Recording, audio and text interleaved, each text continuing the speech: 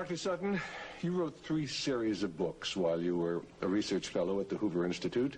Can you give me basically the background of the content of these series?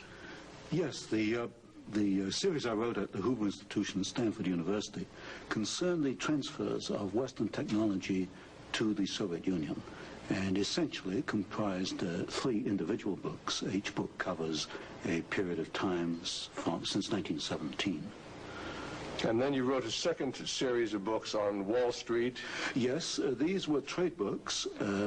In other words, they're not academic books. They're written for the general public. They concerned the build-up of the 3 types of socialism: Bolshevik socialism in Russia, what we might call welfare socialism in the United States, and Hitlerian or National Socialism. And each book examines the financing and the contributions made by Wall Street, by international bankers, to the development of that specific form of socialism. Now, in your research and analysis, and your efforts to bring out the facts about what was going on in our society, did you encounter any effort to discourage you, to prevent you from bringing out the background of America's involvement in the financing of international communism? Yes, very definitely. For example, when I was at the Hoover Institution, in 1972, I went to Miami Beach to give some testimony before the Republican National Committee. And although a congressman had hand-delivered to the wire services this testimony, which was later printed, the wire services refused to transmit it to the newspapers. Then when I got back to the Hoover Institution in California, I was called into the office of the director, and I was told in no uncertain terms not to make any more speeches like that, and that this information should not be made public. This was the information that we were giving the Soviet Union the technology to develop its war potential? Oh yes, at that time we were in Vietnam, and as you know, the Soviets were supplying the North Vietnamese. This was 1972? 1972, yes. And for example, I knew that the Gorky plant, which was built by the Ford Motor Company, but the Gorky plant in Russia produces the Gaz series of vehicles. The Gaz vehicles had been seen on the Ho Chi Minh Trail. We were supplying equipment to the Gorky plant in the middle of the Vietnamese War, and these trucks were being used to carry ammunition supplies, which were killing Americans. I thought this was morally wrong, and I said so at Miami Beach and at the Hoover Institution. And it was this type of information that was suppressed. And so what eventually happened as far as your activities at the Hoover Institution were concerned? Well, I didn't pay much heed to the warnings. I published a book called National Suicide in the following year, which summarized our assistance to the Soviets, our military assistance to the Soviets. And when that book came out, again, there was great pressure to stop the book. There was pressure on both the publishers and me personally. And I felt I couldn't take this, and a few years later, I just left the Hoover Institution, and since 1975, I've been an independent author without any ties whatsoever. Let's go a little bit into the background of the financing of the German war machine that we fought in the period 1941 to 1945. Could we start, first of all, with the original financing of Hitler between 1922 and 1923, when he was first making his effort to come into prominence in Germany? The original financing of Hitler, that's in the years 1922, came only partly from Germany. One of the most prominent Americans concerned with financing Hitler was Henry Ford. In fact, Henry Ford received a medal in 1938 for his assistance to the early Nazi Party. Then, of course, Hitler had his attempted push in 1923. He went to jail, and then we begin another era in the rise of Hitler. Right, and of course, he eventually came to power in 1933 by the electoral process. What about the financing of Hitler's electoral activities in 1933? This I can trace. I have traced it very exactly. I discovered amongst the Nuremberg records a series of bank transfer slips to the Delbruck-Schickler Bank in Berlin to an account which was under the control of Rudolf Hess. And this was the fund that was used to finance Hitler's access to power in March 1973. And amongst the corporations that transferred money to Hitler, I find not only R.G. Farben, which is quite widely known, but also German General Electric, AEG, which is under the control of General Electric in the United States, or was at that time, and companies like Osram and... Now, what was the tie-in between Osram and General Electric? The tie-in was a share tie-in. International General Electric in the United States had controlling interest in German General Electric, and also through share interlocks, a controlling interest in Osram in Germany. So then we have Ford and we have General Electric helping to finance Adolf Hitler's rise to power. Were any other large American corporations involved? Very definitely. Standard Oil, through its technical association with IG Farben, for example, Germany could not have gone to war in 1939 without tetraethyl. You need tetraethyl to raise the octane value of aviation gasoline. Germany had no means of doing that. This was developed in the ethyl laboratories in the United States and transferred to the Germans. Standard Oil came up with the hydrogenation idea, which was very essential for Germany in the 1930s, because to raise the quality of its gasoline for aviation purposes. This was transferred to the Nazis. And ITT, for example, International Telephone and Telegraph, was very intimately associated with the Nazis through Dr. Schroeder, who was head of the ITT subsidiaries in Germany. And ITT controlled companies which made not only electrical instruments, but also the Focke-Wulf plant, which made airplanes, fighter airplanes. So what you're suggesting then is that American corporations were helping to finance the German industry that was building up the war potential? American corporations, only a few, not many, financed Hitler through their subsidiaries. They transferred technology. They transferred material assistance, for example, stocks of tetraethyl before the Germans could manufacture it under the joint manufacturing agreement with the United States. And also they financed this. For example, Standard Oil financed in 1933 the development of the gasoline industry in Germany, which was needed to fight World War II. And that's a very interesting point. Could you go a little bit into the background of where Germany got its oil to fight the Second World War? Because certainly Germany doesn't have oil resources. Germany does not have oil resources, that's true. It used in World War II synthetic oil, which it got from coal. And the basic technical processes for the development of oil from coal came from the United States, from essentially from the Standard Oil laboratories, which had this technical assistance agreement with IG Farben. And of course IG Farben contributed something like 60% of the explosives needed by the German Wehrmacht, probably about 40–50% of the gasoline needed by the Wehrmacht and by the German Air Force, the Luftwaffe. And was there a definite interlock between IG Farben and Standard Oil? The interlock was at the technical level, the exchange of patents. It was through a financial technical assistance agreement. There were other interlocks with the United States through a subsidiary, IG Farben, in the United States. But with Standard Oil, the interlocks were at the technical and financial level. And is it a fact, it's been stated, that there were members of the board of directors of Standard Oil who were also on the board of directors of American IG Farben? Yes, Walter Teagle is one name that comes to mind. And there were several directors. Was there an interlock with Ford between IG Farben and American IG Farben and the Ford Motor Company? Not that I can recall, not offhand. Not offhand. So basically what we're seeing then is American industry helping to provide the technology, helping to provide the finance, helping to provide the material that is going to allow Hitler to create his war machine.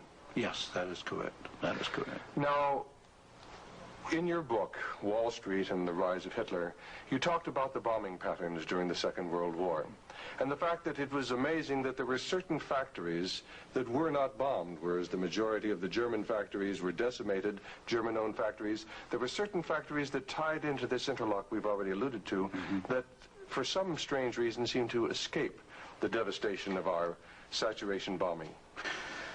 In World War II, the German electrical industry was or should have been a prime target for Western bombing.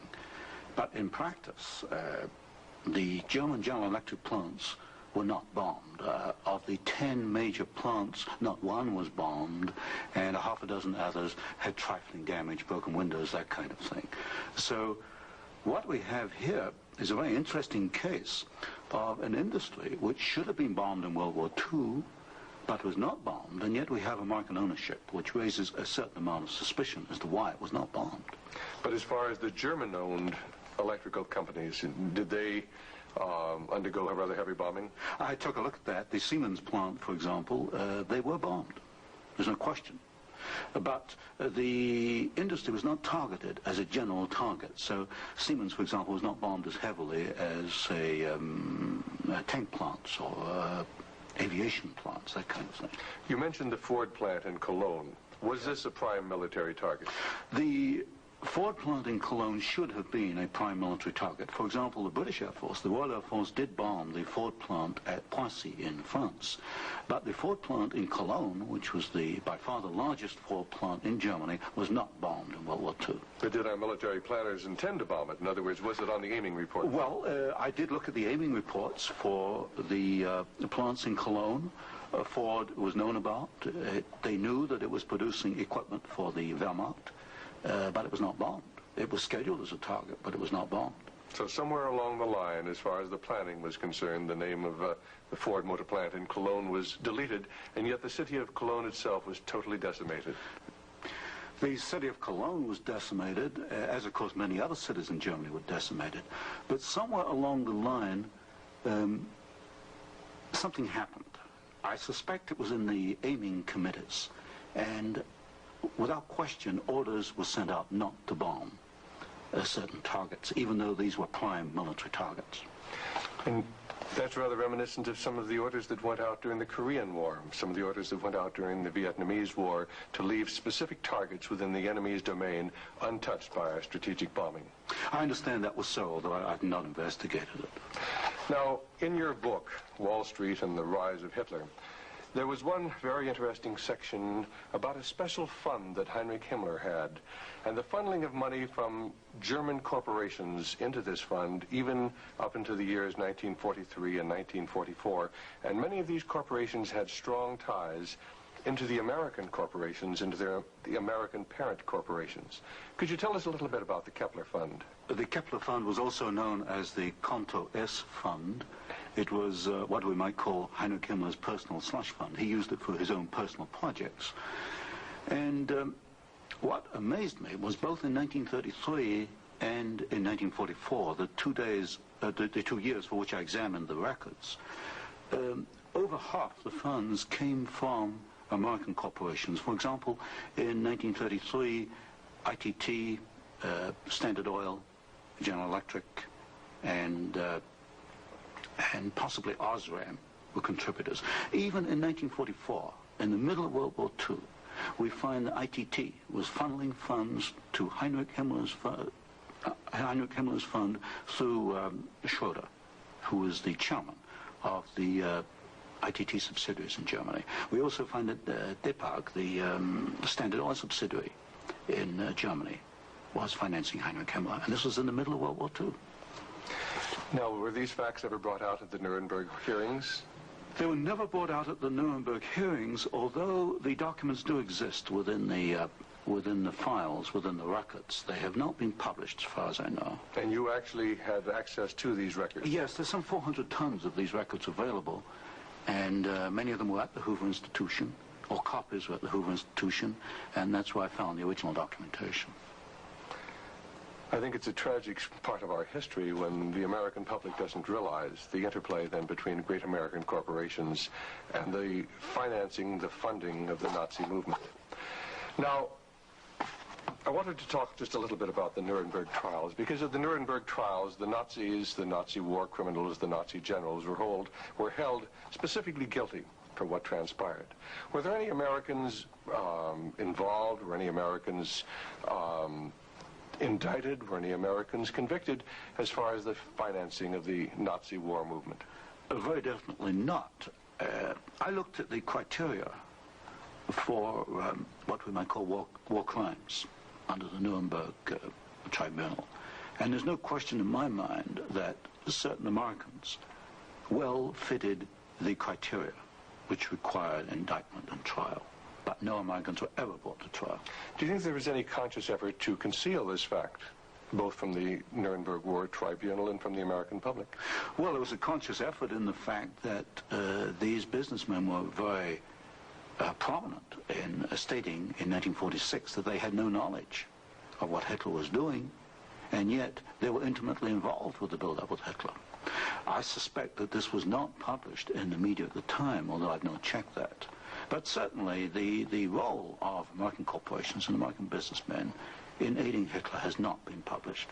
Now, what about the actual financing? What about the loans from large American banks, from large British banks, to Hitler's government in that period between 1933 and 1939, when Hitler was preparing for war? Well, you've got to go back a little earlier and look at what are known as the Young loans, which were very important because I think they brought about the economic collapse of Germany in 1933. That was the Young plan. This was Owen Young, who was, of course, chairman of General Electric. Here we got a man who actually made the loans as an officer of the United States government, which brought about the collapse of Germany in 1933, enabling Hitler to take over. And then subsequent to 1933, you get a series of loans. A very good one is Standard Oil, which loaned several $1 million, at least, to Germany to build up its aviation gasoline facilities. And there are other examples. Fine. Well, I'd like to get a little bit into the background of the financing of Bolshevism, because I think this is vitally important. And we can go back to the period after the Second Revolution, which was in October and November of 1917. The initial financing of Lenin's movement, how did it tie into the American corporations? Was there any American involvement in that period between 1917 and 1918, when Bolshevism was just beginning to get a foothold in Russia? Yes, there were several incidents. The most important is one involving Colonel William Boyce Thompson, who was the largest shareholder in the Chase Bank, which of course today is Chase Manhattan Bank. And I published in one of my books a copy of a cablegram which transferred funds from New York to Petrograd in December 1917, $1 million to be precise. And Colonel Thompson made the statement later that this $1 million was given to the Bolsheviks to consolidate. They had just begun to take over Russia. They only controlled Moscow and Petrograd at that time, to aid the control that the Bolsheviks were extending in Russia. This is a very clear case. $1 million, American funds transferred through an American Wall Street intermediary to the Bolsheviks. And didn't you publish that document here in Wall Street and the Rise of Bolshevism? I published two statements. One is a copy of the cablegram, and the other is a copy of the news clip of the statement made by Colonel Thompson at that time that he had made this contribution. Now, why would an American capitalist, an American financier, help to aid Bolshevism? The only answer, and of course this puzzled me for years, you know, why? Why? Because we understand there to be an opposition. And the only answer I can come to is one of captive markets. The United States did not want another United States in the world. And of course, if you look at the world map, Russia is 2 or 3 times larger than the United States. Imagine this as another United States, as another competitor to the United States. What the United States wanted, or Wall Street wanted, was a captive market. And of course, socialism is a captive market because my earlier studies at Stanford University had brought out the fact that a socialist system cannot innovate. It's got to import innovation and technology from the West. And so I think the aim behind this was to encourage the development of Marxism and other types of socialism, because this would give these Wall Street bankers control of a world market, a captive market. At the end of the First World War, Russia was devastated by famine. And America sent a relief mission. It was the Hoover mission. Do you know any of the facts surrounding the activities of the Hoover Commission? Well, there's no question that in 1922, 1923, Russia was finished. Industrial output was perhaps 8 or 10%. of 1913 figures, and people were starving by the hundreds of thousands. And the Hoover mission was organized, of course, to send aid to Russia. But most of the aid went to the Bolsheviks, who controlled really quite a small part of Russia at that time. Only a very small part of the aid went to the White Russians or to the Far East. And then after 1922, 1923, Lenin instituted something known as the New Economic Policy, or this series of 5-year plans. Can you tell us about the 5-year plans and the part that the major American corporations, major world corporations, played in building up the Soviet Union? Well, there are two separate phases here. The new economic policy was started in 1923 by Lenin, and I found, and I published this in my first book from Stanford, that every single Russian industry was rebuilt or restarted by foreign corporations, mostly German, British, French, and American. By 1928, Russia was back to approximately its 1913 industrial output. And at that point, she began to think of these grandiose 5-year plans.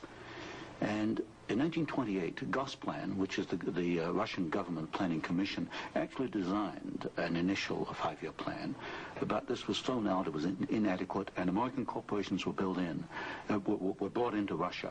And the first 5-year plan and the second 5-year plan were actually designed in the United States by American corporations. And what were these corporations? Which ones specifically were involved? The design of the first 5-year plan was by a corporation probably not known to most Americans, Albert Kahn. But Albert Kahn was the foremost industrial architect in the United States. And Albert Kahn laid out the basics of the first 5-year plan for the Soviets.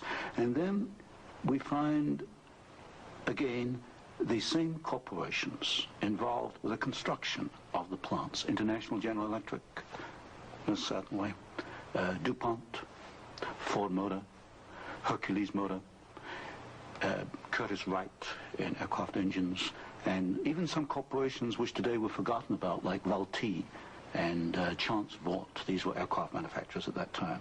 And so American corporations came in and they built the first 5-year plan. But what was important, the Soviets then copied these plans, and this accounts for the tremendous Russian output. They took this initial equipment and they multiplied it, they copied it by the 100.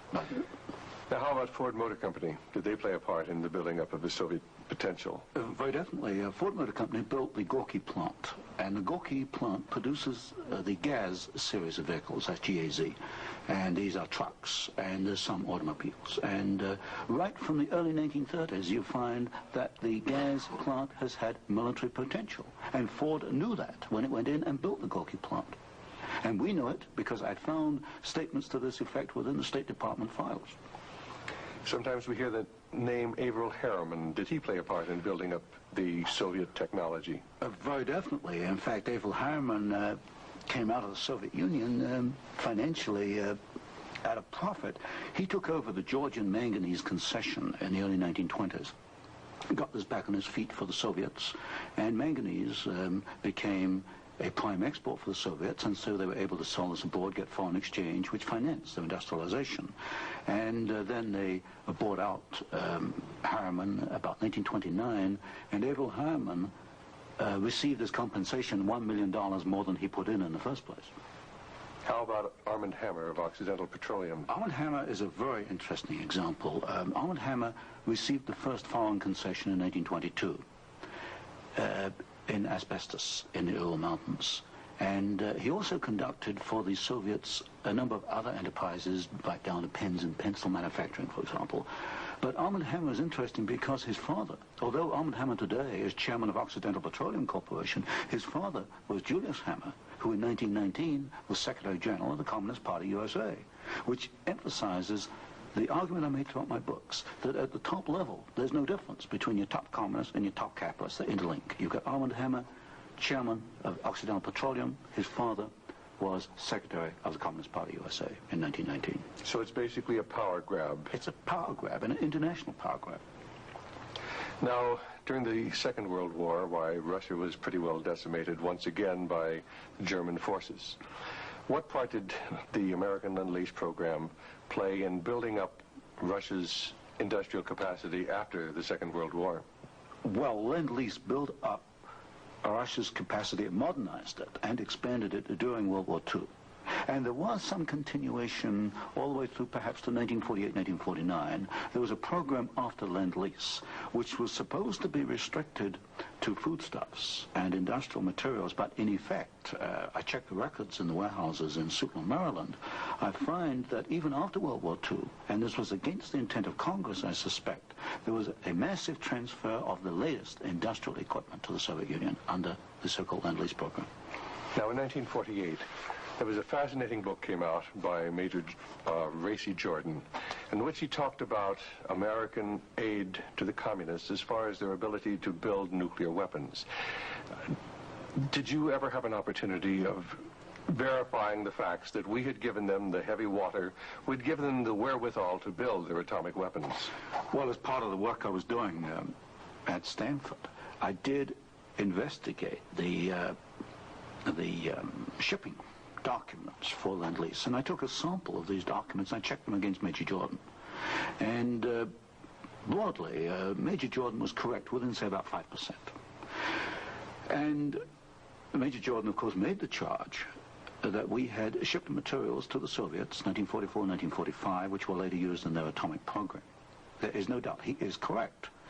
We shipped heavy water, which is essential, but we shipped other items which are perhaps less obvious to the layman. We shipped, for example, aluminum tubes, and aluminum tubes are essential for atomic energy development. We shipped graphite, and graphite is another essential component. So generally, as far as I could check, and I checked the original government Lend-Lease document, General Major Jordan was correct. Now, as the years have gone by, of course, we see a growing Soviet nuclear threat. The Soviets now have MIRV missiles. Mm-hmm. Can you give a little of the background on how the Soviet Union, which really didn't have the technology to develop those MIRV missiles that threaten our cities today, how were they able to develop the MIRV capacity? Well, you've got to go back and look at how the Russians were able to develop a rocket, space technology anyway. What they did after World War II was American forces were held back for a while the Soviets occupied East Germany. They stripped East Germany. They took back the latest of the V-2 rocket technology from Peenemünde and other places. And the V-2 became the basis of the Russian space technology. Now, if you skip the intervening years, you will find when you come to the early 1970s that the Russians did not have the capability to MIRV their missiles. And in particular, they lacked the ability to produce the very precision, micro-miniature ball bearings that are needed for the control systems. There was only one company in the world, Bryant, Chuck and Grinder, which could make the machinery which machines the races within which these ball bearings run. And without those races, you just cannot make MIRV missiles in any quantity. You can make one off, but not in quantity. Bryant, Chuck and Grinder was allowed to ship to the Soviet Union 45 of these machines at a time when we only had 33 in the United States. But wasn't there any objection to doing this? I objected at Miami Beach in 1972. Other people objected, but the objections were squashed. And predominantly at fault here is Henry Kissinger and the incoming administration, the incoming Nixon administration. This was known, I'm sure it was known in DOD. If I knew it, then certainly DOD knew it. But the objections were squashed, and there was suppression of the information. And so once again we see America building up the military capacity, the nuclear threat from the Soviet Union. Well, this goes, when you talk about MIRVing of missiles, you're talking about a quantum jump in your military technology. Now, I'm not a military man, but to me, the ability to do that is a massive leap forward, and we enabled them to do it, and we did it knowingly and deliberately. During the Vietnamese War, the Soviet Union and the Eastern European satellites were the primary suppliers of war materials to the North Vietnamese who were killing American boys in South Vietnam. Would you comment on our aid and trade with the Soviet Union and with the Eastern European satellites during that period of time? Well, there's no question that the Soviets were the prime suppliers of military equipment and supplies to the North Vietnamese. Let me give you an example. The American pilots, as they flew over the Ho Chi Minh Trail, described the trucks that they were seeing as American trucks. Well, they were American trucks because they came from the Gorky plant, and Gorky was built by Henry Ford. And so you have the situation where we were, in effect, supplying both sides in the Vietnamese War. But the trucks were being built by the Soviet Union. However, were they getting any materials from the United States to help build those trucks? Yes, in the early 1970s, I know specifically of shipments of equipment into the Gorky plant while the war was going on, which in effect were aiding the Soviets to build more trucks to be used by the North Vietnamese. How about loans? Was America extending loans to the Soviet Union during this period when they were the primary financiers of the North Vietnamese? Yes. Beginning about 1970, there was a massive grant of loans to the Soviet Union. I'd say by about 1976, it must have totaled perhaps $40 billion outstanding. And so this, of course, these loans were used to enable the Soviet Union to purchase industrial equipment in the United States, and this industrial equipment was used to manufacture, in part, military supplies which were used against us in Vietnam. How about Russian shipping that was being used to ferry supplies to North Vietnam? Shipping is a very interesting example because the Soviets published a shipping register of about 6,000 ships, and I analyzed every one of these ships, both the origin of the technology of the ship itself, the hull, and the engine. Most of them are marine diesel engines. And I find that 60% of the Soviet merchant marine, which of course has military usefulness, 60% was built aboard. Only 40% in the Soviet Union, and that largely to Western design. But when you come to marine diesel engines, you find something really fascinating. You find that 80% of the marine diesel engines in Soviet merchant ships are Western engines, Burmeister and Wain of Copenhagen, Sulzer of Switzerland, Fiat of Italy, because that name has come up before. But the other 20% of marine diesel engines built in the Soviet Union are built to Western design under technical assistance contracts from Sulzer and Burmeister and Wain. So in effect, there could be no Soviet merchant marine without assistance from the West. How about the building of the Kama River plant? Kama River was built in the late 1960s, early 1970s. The basic design contract was let to the Italian firm of Fiat. Giovanni Agnelli is the chairman of the board.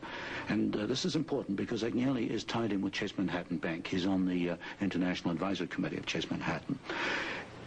What caught my attention was that Fiat does not manufacture automobile manufacturing equipment. All the Fiat plants in Italy contain American equipment. And what I found was that the equipment was coming, perhaps about 60-70% of it, from the United States, from major automobile equipment suppliers in the United States. I think it was known as the Fiat plant as a cover to perhaps divert attention from the fact that during the Vietnamese War, we were building the largest plant in the world. It covers 36 square miles. We were building for the Soviets, with American equipment, the largest plant in the world. And so it was called the Italian Fiat plant, and I think this was a blind. And so they were building their trucks and armored personnel carriers and other things that could be used then for warfare in South Vietnam? We knew that the Kama plant had military potential. In 1972, I wrote it in National Suicide. I said as much in Miami Beach in 1972. This plant has military potential. It can produce military vehicles. We knew it. And of course today in Afghanistan we find that the Kama vehicles that are there in Afghanistan today from the Kama plant built by American and Italian companies. And it was after you brought out this information that efforts were made to suppress your book, National Suicide, and your other studies? Yes, because I was bringing out the fact that the Kama River plant had military potential, that we were moving the missiles with the Bryant chucking grinder equipment, and of course other facts along these lines. And what sort of pressure was brought to bear upon you? What sort of pressure was brought to bear upon the publisher of your book, National Suicide? There was pressure on the publisher to prevent publication, to stop publication. He refused to do so. There's pressure brought upon me first to withdraw the book, and then a rather deceitful sort of pressure. It was claimed at the Hoover Institution that I had plagiarized Volume 3 of my Western Technology series, which was being published by Stanford University. Well, firstly, I challenged them to point out the plagiarization, and nobody could find even two sentences that matched up. But then I pointed out that I cannot plagiarize my own work. I hold the copyright on both books, and nowhere in the world can I plagiarize myself. That's a logical impossibility. And then gradually it built up over the following years that my research was perhaps going a little out of what was perhaps required or welcome would be a better word, and it should be confined within more narrow boundaries. And at that point in 1975 I left the Hoover Institution, and since then I've become an independent author, and I can publish what I want to publish. Do you know of any other instances where efforts were made to suppress publication of books through the Hoover Institute? I know one example, one I was personally aware of, and that was Julius Epstein's book on Operation Cube-Hall, which is a very important book on the treatment of Russian prisoners of war in Germany after World War II. This book was in manuscript for several years, and he was not allowed to publish it. I heard that firsthand from Julius. Right, and eventually it was, of course, brought out. It was at a later point. Now, another example I can give is my own Western Technology series. The third volume of that was held in galleys for 1 year. Now, it costs a lot of money to hold a book in galleys, because when a book is in galleys, you want to get out on the market to start recouping your investment. That book was held in galleys for 1 year because it was not politically wise, acceptable to publish it at that time, even though it was an academic book. Now, you've done some fascinating studies on the Trilateral Commission. Can you tell us about the Trilateral Commission? The Trilateral Commission is a private organization founded by David Rockefeller in 1973. It was essentially financed by Rockefeller and some of the foundations, Kettering Foundation, Danforth Foundation, Ford Foundation. Ford Foundation was a very major contributor. And the stated objective is to encourage discussion amongst what they call the trilateral regions. I should point out that of the 300 members, 1/3 come from the United States, 1/3 from Japan, and 1/3 from Europe. But in effect, I find that the actions of the Trilateral Commission are very much self-interested on the part of the international banking community in New York. Now, as far as the Trilateral Commission's influence on the American government is concerned, it's been said that there is a very excessive representation of the Trilateral Commission in Jimmy Carter's cabinet and in Jimmy Carter's administration. Well, excessive is rather an understatement. I think there's some 200 million people in the United States. There are only 77 trilateral members who are American. Out of that 77, I counted no fewer than 18 trilateralists. That's about 1/3 of the trilateral American trilateral contingent turns up in the Carter administration. Mr. Carter himself was a trilateral, Mr. Mondale, Mr. Brown, Mr. Vance, Mr. Blumenthal, Mr. Brown, Secretary of Defense. In other words, they occupy all the senior cabinet and sub-cabinet posts. In fact, there's some key committees, intelligence and defense committees, which are only comprised of trilaterals. So here you've got 77 Americans selected by one man, David Rockefeller, who's chairman of Chase Manhattan Bank. And we find that they turn up in the key controlling positions in Washington under the Carter administration. And would this suggest to you that perhaps we do not select the government, that it is selected by these people who work behind the scenes? You can come to no other conclusion. If you look today at who's running for office, you find Mr. Bush is a trilateral, you find Mr. Anderson is a trilateral, Mr. Carter is a trilateral. We find articles appearing in Newsweek magazine, Time magazine, U.S. News and World Report, many of the major media telling us there's really nothing to be concerned about from the Trilateral Commission. Is there any interlock between the Trilateral Commission and the major media in the United States? Yes, there is an interlock, particularly in the news media. For example, the Chicago Sun-Times, the executive editor there, James Hoogie, is a trilateral. You'll find Saul Leinowitz is a director of Time magazine. And I think, yes, Henry Schacht is a director of CBS. So there very definitely is an interlock between the trilaterals and the media. And perhaps this is the reason, then, that they rather play down the influence of the Trilateral Commission on contemporary American government. Yes, I had a computer survey made of all articles that have been printed on the Trilateral Commission since 1973. I could find worldwide only 73 articles. Now, what's the relationship between the Trilateral Commission and the Council on Foreign Relations? Well, of course, the Council on Foreign Relations is a much older organization founded in 1920. I did a study in which I compared trilaterals with or without membership in the CFR, Council on Foreign Relations. I find there's something over 50% overlap.